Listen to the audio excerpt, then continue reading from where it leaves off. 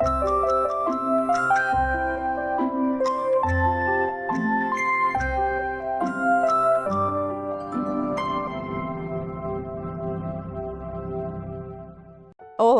a paz do Senhor Jesus a todos. Você está no canal da Igreja Cristã Maranata e este é o programa Nutrição e Saúde. A você que nos assiste, seja muito bem-vindo.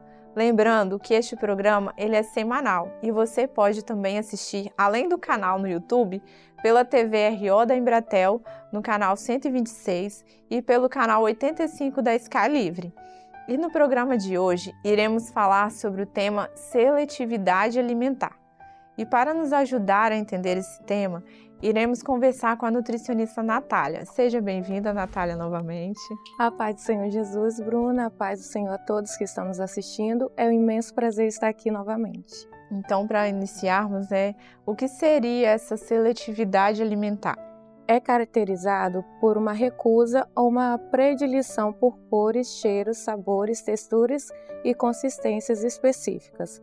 Além disso, a pessoa consome 30 ou mais alimentos, aceito por ao menos um alimento do grupo alimentar, sendo eles carboidratos, proteínas e gordura, seja pelo tipo de textura ou pelo valor nutricional. Essa pessoa tolera alimentos no prato, ela não sai da mesa quando o alimento que não gosta está presente. Em geral, essa pessoa é capaz de provar ou tocar nos alimentos e frequentemente seleciona alguns alimentos para comer em determinado tempo. E os pais dessas crianças seletivas, quando elas estão comendo, por exemplo, manga, eles compram muita manga. Aí fica o mês todo comendo essa manga, porém o pai agindo assim, dessa forma, cria uma barreira de aceitação nos novos alimentos. Por isso, deve evitar esse tipo de comportamento. E qual seria a diferença entre seletividade alimentar e dificuldade alimentar, né? Aquele seletivo extremo? Sim. A dificuldade alimentar, a pessoa consome menos de 20 alimentos, chegando a casos de somente consumir 5 alimentos. E essa pessoa possui uma recusa por grupos inteiros. E seja pelo tipo do alimento, sabor, textura ou aparência, ou até mesmo a temperatura, ou pelo valor nutricional. Então essa pessoa ela não aceita nenhuma proteína ou nenhuma fruta.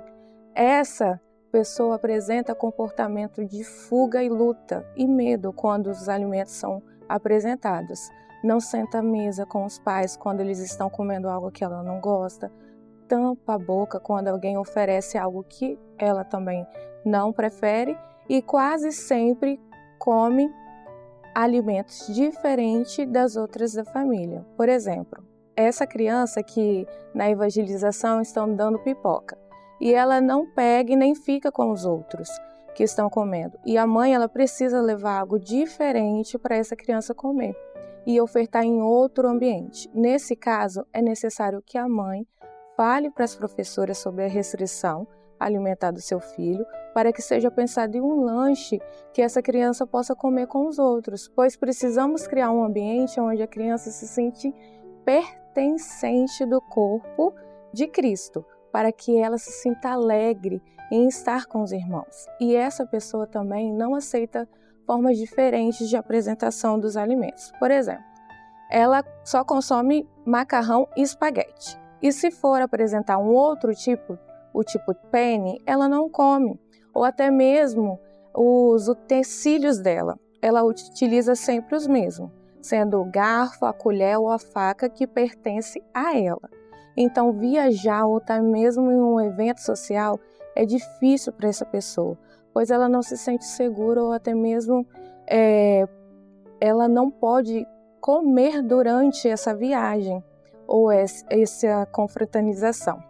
Então, para isso, eu trouxe uma imagem que fala bem sobre essa diferença. Então, essa é a hora do print, que todo mundo pode printar e pode ver com os seus familiares ou até mesmo pessoas ao redor, se possui ou não esse tipo de seletividade. Também é bom, né, que esclarecer porquê de não classificar a idade da pessoa que possui a seletividade alimentar. Bom, a criança ela cresce e se torna um adulto. E geralmente a sociedade ela não cobra tanto do adulto em relação à alimentação. Salvo quando tem algum tema, né? Algumas comorbidade, né? Como diabetes ou hipertensão. Então, o adulto seletivo não vai ser tão cobrado em mudar os seus hábitos. É o famoso, ele é chato para comer, ou ele tem um paladar infantil, e por esse adulto possuir renda, ele consegue se manter nessa seletividade alimentar.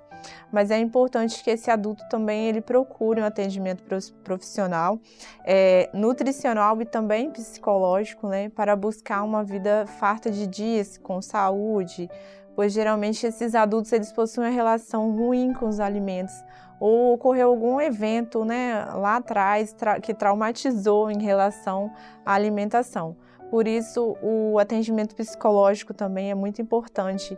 E esses adultos, né, que comem menos frutas e vegetais, frequentemente bebidas, né, açucaradas, fast foods, e por isso precisam de um acompanhamento nutricional, né? Mas, visto isso, né, por que às vezes é tão difícil a gente fazer com que as crianças eles experimentem novos alimentos? Então, a resistência ao experimentar novos alimentos é conhecida como neofobia.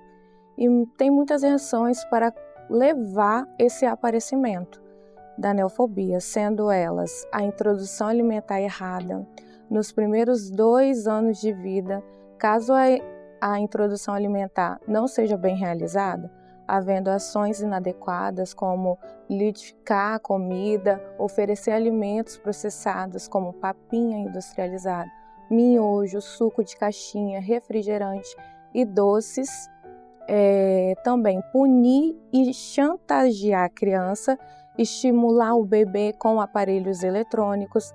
Também os pais que apresentam a neofobia provavelmente têm filhos que herdam o medo de experimentar, mesmo porque a família não expõe o filho ao alimento.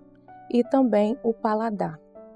Ele pode influenciar, porque a criança que formou o seu paladar em doces dificilmente aceitará bem os alimentos com sabores diferentes, pois o paladar doce já é inato.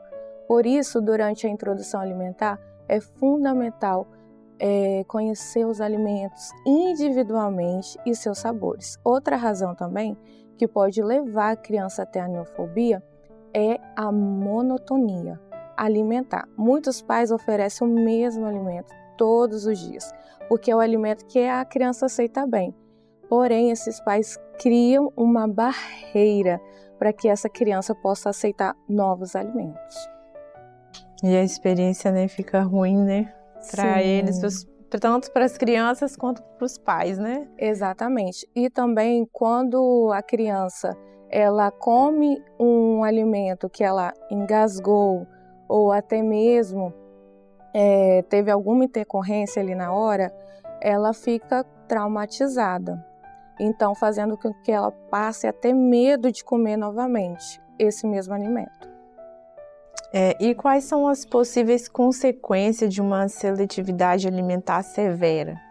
Então, leva ao comprometimento do estado nutricional antropométrico, como baixo peso, baixa estatura, com uma deficiência em micro e macronutrientes, que essa está relacionada com a redução da massa óssea, distúrbios metabólicos, comportamento do estado imune daquela pessoa e também da cognição e do seu próprio comportamento.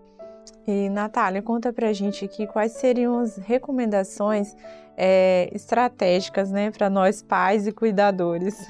Então, Bruna, os pais e os cuidadores dessa criança podem fazer: estabelecer uma rotina, horário e fracionamento, acomodar a criança à mesa junto com os familiares, evitar distração, por exemplo, desligar a televisão, tablet, celular e evitar brinquedos, não utilizar subterfúgios como o famoso aviãozinho, olha o trenzinho.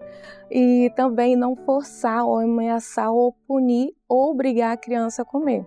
Não oferecer recompensas também ou agrado. Por exemplo, se você comer tudo, depois vai ter a sobremesa. Então, sempre assim, apresentar os alimentos em quantidades pequenas para encorajar a criança a comer. Adotar o uso de utensílios adequados do tamanho da criança e também permitir que ela conheça e aprenda sobre as características dos alimentos e as suas preparações. Limitar o consumo de líquidos durante a refeição. Água, sucos devem ser oferecidos entre as refeições. E respeitar os períodos de pouco apetite e as preferências alimentares da criança. Todas as crianças, né, autistas, por exemplo, elas apresentam uma dificuldade alimentar, né? E qual seria a importância do acompanhamento nutricional? E aproveitar, né, já explicar para a gente sobre o que eu mencionei aqui do autismo, né? Porque para todos que estão nos assistindo. Sim, o TEA, que é o transtorno espectro autista, é um distúrbio do neurodesenvolvimento caracterizado por um desenvolvimento atípico, manifestações comportamentais, déficits na comunicação e na interpretação social. Então, ela tem padrão de comportamento bem repetitivo e estereotipados também, podendo essa pessoa com o autismo apresentar um repertório restritivo de interesses e também de atividade. Nem todas as crianças autistas apresentam a seletividade alimentar. Cerca de 46 a 89 possuem algum problema nutricional, como seletividade alimentar, ingestão alimentar insuficiente, falta de rotina e algumas crianças autistas também elas desejam mastigar substâncias que não têm valor nutricional nenhum, como gelo, argila, terra ou até mesmo papel, pois elas estão estressadas ou possuem fatores culturais que potencializam esse tipo de hábito, ou realizam esse desejo porque apresentam alguma deficiência nutricional. E o tratamento nutricional, ele previne a desnutrição e garante o bom estado nutricional desse paciente, podendo ou não utilizar a suplementação alimentar.